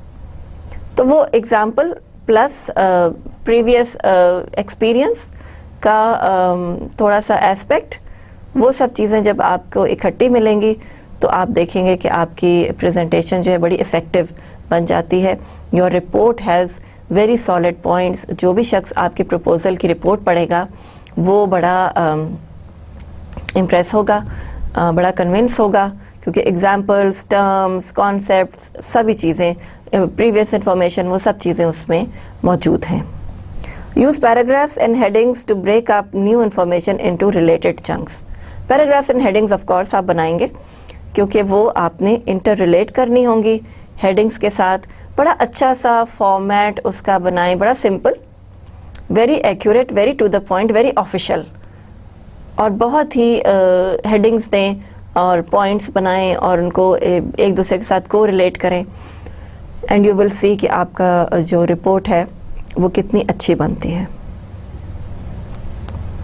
Test the initial draft on your own, खुद से उस ड्राफ्ट को टेस्ट करें, पढ़ें, क्रिटिकल आए रखें कि सबसे अच्छा क्रिटिसिज्म इंसान अपने ऊपर खुद कर सकता है कि मैं कैसा लग रहा हूँ, वो उसको पता लग जाता है, मैंने प्रेजेंटेशन कैसी दी वो उसे पता होता है, मैंने रिपोर्ट कैसी बनाई वो भी उसे पता होता है, उसने हार्ड वर्क किया है, उसने हर पॉइंट को कवर किया है, ही is very sure about it and things will go in positive direction. जब उसने इतनी मेहनत की होती है तो जाहिर है कि अल्लाह ताला उसके लिए सक्सेस के दरवाजे भी ज़रूर खोलते हैं। So do this, terms define, explain करें कॉन्सेप्ट्स को, यूज़ एग्जांपल्स, इंफॉर्मेशन दें, हेडिंग्स बनाएं ताकि चीज़ें क्लियर नज़र आएं, और इस तरह से अपनी जजमेंट भी करते रहें। What obstacles must you overcome, इसमें कुछ ऑब्स्टिकल्स भी आएंगे जिनको कि आपने ओवरकम करना है। Start your message with an area of agreement और common ground that you share with your reader. ठीक है, so start the area of agreement, common ground. We all know that this happened. इस तरह की चीज़ें जब आप अपनी रिपोर्ट, अपने लेटर या अपने किसी भी डॉक्यूमेंट में डालेंगे तो वो एक शेयरिंग शुरू हो जाएगी। आपने उनको अपने साथ ले लिया, अपने टीम मेंबर उनको बना लिया, अपने रीडर्स को। सो एरिया ऑफ एग्रीमेंट के यू सी हमारा पिछला प्रोजेक्ट क्यों फेल हुआ, आप लोग मुझसे एग्री करेंगे कि ये प्रॉब्लम्स आई थी तो उनको हम सही तरह एड्रेस नहीं कर सके, इसलिए हमें ये हैंडीकैप्स हो गए। वो सारी चीज़ें जब आप उनको इन्वॉल्व करेंगे with in you, with your wordings, with your sentences, written and oral, तो लोग जो हैं वो आपके साथ सेंसिटिव होते चले जाएंगे। ठीक है, and then make a special effort to be clear. अब ये चीज़ बहुत ज़रूरी है, जैसे यहाँ पे इस वक्त मैं एक एफर्ट कर रही हूँ to make things clear to you. मुझे वही बात है कि ऐसा रिस्पॉन्स नहीं आ रहा, लेकिन मेरी फीलिंग ये है और मेरी विश ये है कि आपको मेरी चीज़ें क्लियर हों।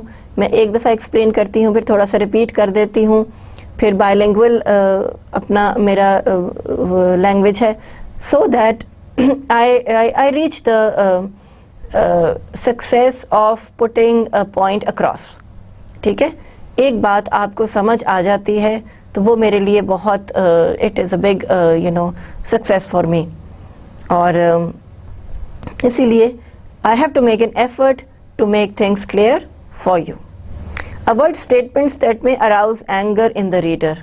ऐसे स्टेटमेंट्स ना रखें जो कि रीडर के जहन में एंगर लेकर आएँ. जैसे कि फॉर एग्ज़ाम्पल आपने कह दिया कि the last project was destroyed by the finance department.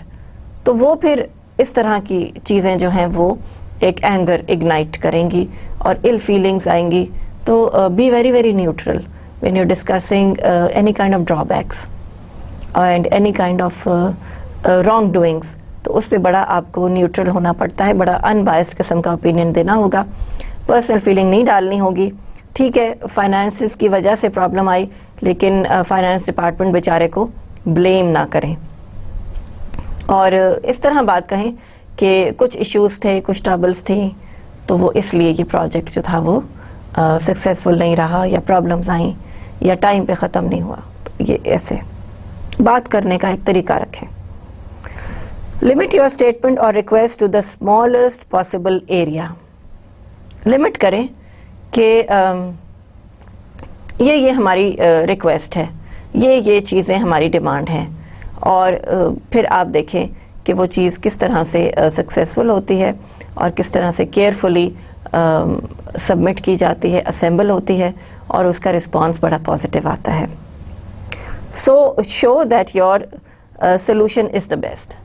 तो आपने ये भी शो करना है कि आपका जो सोल्यूशन है, आप जो प्रॉब्लम्स का हल दे रहे हैं, वो सबसे अच्छा है, और आपने बहुत सारे एस्पेक्ट्स देखे हैं, and you have made your working and you are very very clear about things, and this is what you propose as a solution. ठीक है, so start your message with the area of agreement. clarity का effort करें. clarity again is your 7C, तो वो यहाँ पे भी आ गया. statements को avoid करें कि anger बीच में लोगों का arouse ना हो, और neutral statements दें, और small request करें जो कि easy to डिलीवर हो, और उसके बाद सॉल्यूशंस भी दें जो कि अच्छे हों, बेस्ट हों. What expectations does the audience have about the appropriate language, structure and form of your message? ये चीज़ बहुत ज़रूरी है कि ऑडियंस की एक्सपेक्टेशंस क्या हैं about the appropriate language. Language should be not very flowery, जैसे मैंने आपको बताया कि पोएटिक लैंग्वेज नहीं होनी चाहिए, बड़ी down to earth, very normal, very official, and no strong words, बड़े सिंपल वर्डिंग्स, और बड़े अच्छी तरह से कंस्ट्रक्टेड. और structure and form of your message, of course grammatical forms की आप ख्याल रखेंगे, स्पेलिंग्स का आप ख्याल रखेंगे. Again and again I refer to spellings because जब भी मैं अपने स्टूडेंट्स की प्रेजेंटेशंस देखती हूँ, बड़े अच्छे तैयार हुए होते हैं, बड़ा कॉन्फिडेंस होता है, बड़े एंथुजियाज्म से आके अपनी प्रेजेंटेशन देते हैं, और पहली स्लाइड में ही स्पेलिंग मिस्टेक निकल आती है. And it is not nice to pin point at that time. मैं उस वक्त उनको पिन पॉइंट भी नहीं करती हूँ, क्योंकि वो फिर बेचारे कंफ्यूज हो जाएंगे. But yes, it leaves a bad impression कि आपकी स्पेलिंग मिस्टेक हुई हुई है. तो उसको प्लीज़ बहुत बहुत ध्यान करें, and B very careful. Avoid contractions. Contractions होती हैं कांट, शांट, वोंट, उसकी जगह can not, would not, will not, have not, इस तरह से वर्डिंग्स, प्रॉपर वर्डिंग्स यूज़ करें. Avoid terms that carry emotional charges like criminal है, ये शख्स क्रिमिनल है. अब इस तरह के चार्जेस की जो लैंग्वेज है वो इन टर्म्स को अवॉइड करें. ये फेमिनिस्ट है, बस बहुत ही औरतों के हकूक़ के बारे में इसको बोलना होता है, और ये इस तरह की बातें ऐसे. फंडामेंटलिस्ट, लाइक बहुत ही ज़्यादा स्टॉन्च बिलीवर है, रिलीजियस है, और हमारी कोई बात नहीं सुनेगा. He closes his mind to everything, और ऐसी चीज़ें. तो ये वर्ड्स हैं, ये टर्म्स हैं जिनको कि अवॉइड करना चाहिए, बिकॉज ये इमोशनल फीलिंग्स कैरी करती हैं. लिबरल है, बहुत ही लिबरल शख्स है, उससे कुछ भी कह दो, कोई भी बात कर दो, वो माइंड नहीं करेगा, वो मसला नहीं करेगा. तो ये सारी चीज़ें जो हैं वो आपको अवॉइड करनी है जिसमें कि इमोशनल चार्जेस मौजूद हों। Use first name sparingly. First name किसी भी इंडिविजुअल का जब तक आप बहुत अच्छे उसके साथ टर्म्स पे ना आ जाएं, एज एन ऑडियंस आप यूज़ ना करें कि इवन अगर ऑडियंस में आपका कोई बहुत क्लोज फ्रेंड बैठा हुआ है तो भी उसका फर्स्ट नेम ना लें, बिकॉज एक फॉर्मेलिटी ख़त्म हो जाती है। And you have to be formal in certain dealings. Certain situations ऐसी होती हैं जिनमें कि आपको फॉर्मेलिटी का ध्यान करना है। डायरेक्ट और indirect structure, it will depend कि डायरेक्ट स्ट्रक्चर जो है, गुड न्यूज़ है तो डायरेक्ट स्ट्रक्चर है, बैड न्यूज़ है तो इनडायरेक्ट स्ट्रक्चर ऑफ फॉर्म होगा। वो भी आगे हम एग्जांपल्स में देखेंगे कि इनडायरेक्ट स्ट्रक्चर ऑफ वर्डिंग्स जो है वो क्या होती है, कि आप शुरू पहले ही लाइन में आप बैड न्यूज़ नहीं दे देते, आप बफर स्टेटमेंट्स यूज़ करते हैं और आप समझाते हैं कि ये काम आपको लाइक फॉर एग्जांपल क्रेडिट इसलिए नहीं दिया गया क्योंकि ये वजह थी, सो इस प्रॉब्लम को आप रिजॉल्व कर लें तो हम we will be happy to facilitate you. तो ये चीज़ें इस तरह से बोलनी होती हैं और लिखनी होती हैं। Use footnotes. फुटनोट्स यूज़ करें, नंबर करें आइटम्स को और बुलेट्स भी दें। गिव योर कॉन्टैक्ट, ऑर्गेनाइजेशन का कॉन्टैक्ट, ये सब चीज़ें एक मैसेज में बहुत ज़रूरी होती हैं, because then the audience know what to expect, where to go, what to do, और उनको क्या करना है, किस तरह से प्रोडक्ट को लेना है। तो अपना कॉन्टैक्ट या ऑर्गेनाइजेशन का कॉन्टैक्ट, ये सब चीज़ें कंप्लीट इंफॉर्मेशन प्रोवाइड करें। So all these things are again good writing styles, good writing mechanics. ठीक है। एनालाइज इंडिविजुअल्स, जैसा मैंने आपको कहा कि बिजनेस कम्युनिकेशन एनालिसिस है इंडिविजुअल्स का, उनकी परसेप्शन क्या है, वो कैसे परसीव करते हैं, इमोशंस क्या हैं, किस वक्त वो खुश हो जाते हैं, किस वक्त वो सैड हो जाते हैं। जेंडर का डिफरेंस है, फीमेल्स के साथ आप एक अलग रिस्पेक्ट से बात करते हैं, मेल्स के साथ अलग आपका एक लेवल ऑफ अंडरस्टैंडिंग होता है या लेवल ऑफ फ्रेंडशिप होता है, जो कि फ़ीमेल्स के साथ ज़रा रिस्ट्रिक्टेड होता है, इतना कॉमन नहीं होता। फिर उनकी एजुकेशन क्या है, उनकी नॉलेज लेवल क्या है, वो कितने उनकी एजुकेशन है, वो इस बात को समझ लेंगे या नहीं। प्रोफेशन क्या है, जैसे फॉर एग्ज़ाम्पल आप इंजीनियर्स को इंजीनियरिंग टर्म्स के साथ ही बात करेंगे और उनका प्रोफेशन जो होगा उसी तरह डील करेंगे। आर्किटेक्ट्स उन्हीं तरह से आप उनको प्रेजेंटेशन देंगे। डॉक्टर्स बैठे हैं तो वो क्या चीज़ें उनके लिए अपीलिंग होंगी, ये सब चीज़ें। नर्सेज हैं, उनका क्या प्रोफेशनल नीड्स हैं, वो सारी सब चीज़ें you have to keep them in mind. Social background क्या है, किस सोशल बैकग्राउंड से आ रहे हैं, वो भी you have to address, because कुछ प्रोडक्ट्स हैं जो सब लोग नहीं ले सकते और कुछ प्रोडक्ट्स हैं जो आम लोग भी इस्तेमाल कर सकते हैं, और प्राइस रेंज होती है चीज़ों की, क्वालिटी होती है। You have to see according to the social background of people. कुछ ऑथेंटिक ऑब्जर्वेशंस हैं। ऑडियंस 1 क्या है, कंट्रोलर टाइप का ऑडियंस है। Bureaucratic, prefers to work alone and carefully, he is very consistent, likes facts and statistics. तो ये इस तरह का ऑडियंस है जो कि कंसिस्टेंट है, कंट्रोलर है, हर चीज़ को अपने लिहाज से देखता है और कंट्रोल करने की कोशिश करता है। इसके लिए हमने कैसे लिखना है कोई भी topic. To motivate him write in a matter of fact tone, facts इस्तेमाल करें। Incorporate a good deal of information, information बहुत सारी दें ताकि वो समझ जाए चीज़ों को। Include methods and data, instead of stating one conclusion offer various opinions। so कुछ opinions offer करें। वो controlling type है, वो तो हर चीज़ अपने हाथ में लेने की कोशिश करेगा। emphasize tradition, process and system, कि सिस्टम में ऐसे होता है, ट्रेडिशन हमारा ये कहता है कि हमें ये करना चाहिए, पिछली स्टडी ये कहती है, तो वो एक कंट्रोलर के लिए ईजी टू ग्रास्प हो जाएगा। सेकेंड ऑडियंस है crusader. Your boss is enthusiastic, idealistic, a cheerleader. He is creative and is eager to change things based on his ideals। अब वो क्रूसेडर है और वो अपनी आइडियलिस्टिक है, बड़ा पॉजिटिव है, बड़ा एंथुजियास्टिक है, तो उसके साथ हम कैसे डील करेंगे। To persuade a crusader, adopt an enthusiastic and informative tone।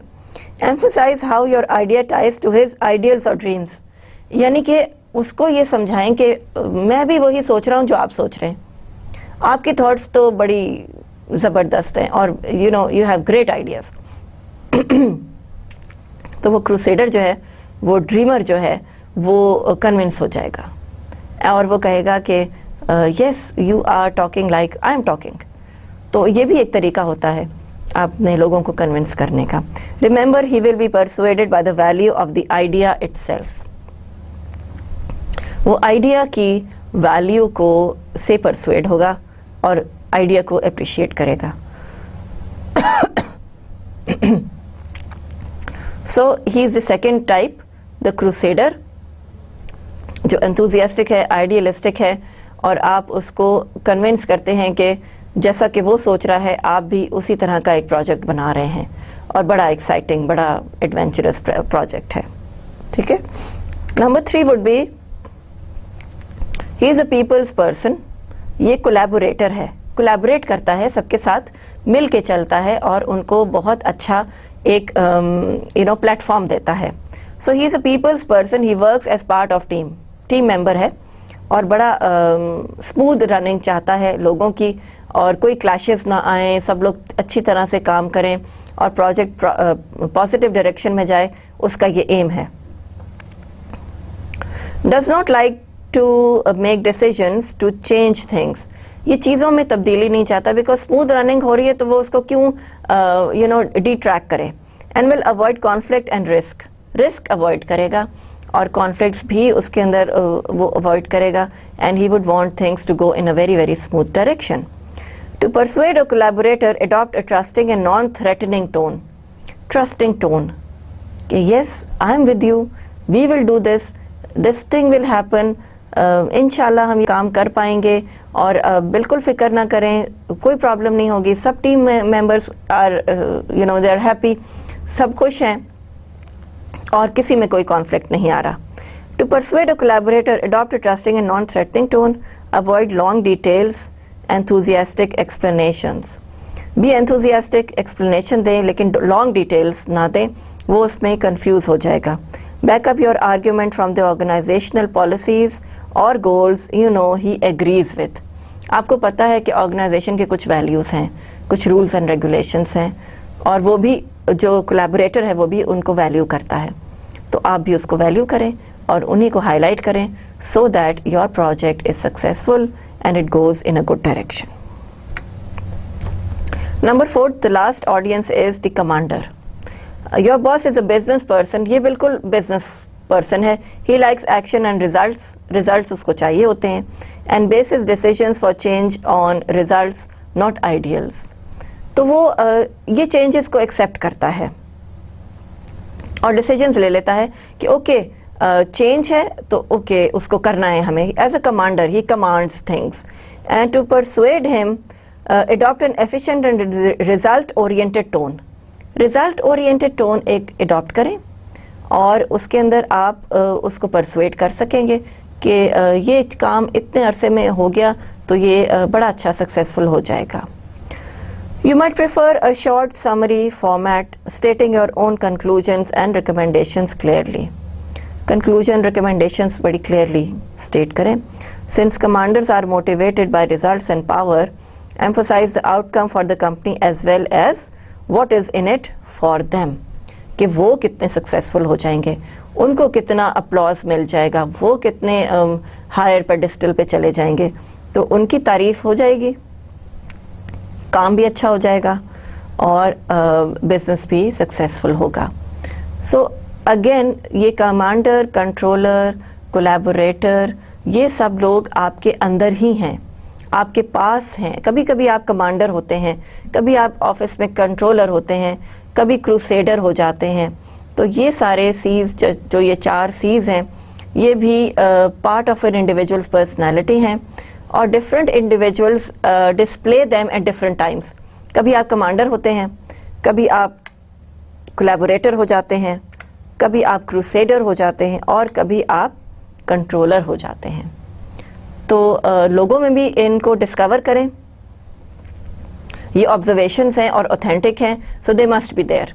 Organisational point of view से अपने बॉसेस में, अपने कॉलीग्स में इस चीज़ को डिस्कवर करने की कोशिश करें कि किस में कंट्रोलर जैसी वैल्यूज़ हैं, किस में क्रूसेडर जैसी वैल्यूज़ हैं, किस में कोलैबोरेटर जैसी वैल्यूज़ हैं और किस में कमांडर जैसी वैल्यूज़ हैं। सो ये सब चीज़ें एक शख्स में एट अ टाइम मौजूद भी होंगी और आपको उनको डिस्कवर करने में मुश्किल नहीं होगी, because as I told you earlier कि business communication is the living activity of an individual, कि वो साइकोलॉजिकली ऑब्जर्वेशन से किस तरह लोगों को कैटेगराइज करता है और फिर उसी तरह से उनके साथ चलता है।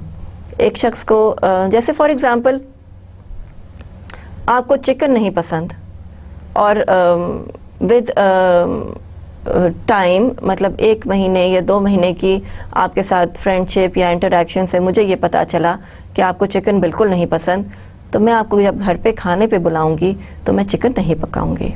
That should be the spirit, कि मैं वही चीज़ पकाऊं जो कि आपको पसंद हो, और उसी तरह से हमारी फ्रेंडशिप डेवलप कर जाएगी। अब आपको नहीं पसंद और आपने बताया भी है और फिर मैंने वही चीज़ बना भी दी, तो फिर आपका मेरे साथ रिलेशनशिप थोड़ा सा रिस्ट्रेंड हो जाएगा, ख़राब हो जाएगा, क्योंकि आपको ऑलरेडी पता था कि मुझे वो चीज़ नहीं पसंद। सो इसी तरह से बिज़नेस राइटिंग में चलता है। कॉमन एग्जांपल्स हैं, छोटी छोटी बातें हैं, but they should be done carefully. Individuals का ख्याल करें, इंडिविजुअल्स के फीलिंग्स का ख्याल करें, and you will be a very good business communicator. ये ऑडियंस एनालिसिस आपका बहुत इंपॉर्टेंट एस्पेक्ट था। Think about it, think of the questions that come into your mind and discuss them, and we can have some kind of a meeting जिनमें हम ये चीज़ें discuss कर सकें। And I hope you understand. मैंने बहुत carefully आपको ये बातें समझाने की कोशिश की हैं। आई विश कि हम सक्सेसफुल हुए हों, and thank you for this lecture. We end this lecture here. Thank you very much. अल्लाह हाफिज़।